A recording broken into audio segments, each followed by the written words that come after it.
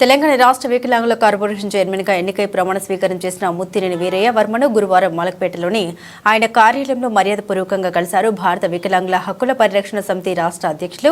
Gidde Rajesh chairman Muttineni Veeraiah వర్మకు పుష్పగుచ్చం అందజేసి శాలువాతో ఘనంగా సన్మానించి శుభాకాంక్షలు తెలియజేశారు. అనంతరం సంఘం నాయకులతో కలిసి మాట్లాడుతూ వికలాంగుల హక్కుల కోసం వికలాంగుల సమస్యలపై గత ప్రభుత్వంపై పోరాటం చేసిన ముత్తినేని వీరయ్య వర్మ నేడు వికలాంగుల కార్పొరేషన్ చైర్మన్ గా బాధ్యతలు స్వీకరించడం శుభపరిణామమని, వికలాంగుల సమస్యలపై పూర్తి అవగాహన ఉండి సమస్యలపై పోరాటం చేసిన వ్యక్తి నేడు చైర్మన్ గా బాధ్యతలు స్వీకరించడంతో తమ సమస్యల పరిష్కారానికి నోచుకుంటాయని తాము భావిస్తున్నామన్నారు.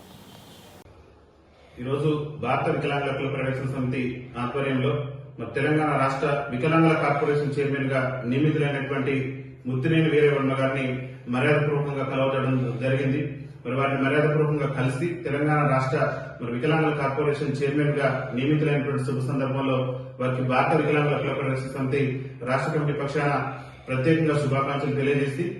వారు కూడా వికలాంగుల సమస్యల పరిష్కారం కోసం గతంలో అనేకమైనటువంటి పోరాటాలు చేసి వికలాంగుల సమస్యల మీద పూర్తి అవగాహన ఉన్నటువంటి వ్యక్తి కావడం పట్ల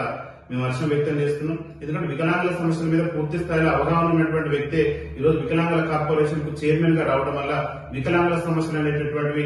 పరిష్కారానికి నోచుకుంటాయని చెప్పేసి భారత వికలాంగుల హక్కుల పరిరక్షణ సమితి రాష్ట్ర కమిటీ పక్షాన మేము ఆశిస్తున్నాం. ముఖ్యంగా కాంగ్రెస్ పార్టీ ఎన్నికల మేనిఫెస్టోలో గౌరవ ముఖ్యమంత్రి రేవంత్ రెడ్డి గారు ఏదైతే వికలాంగులకు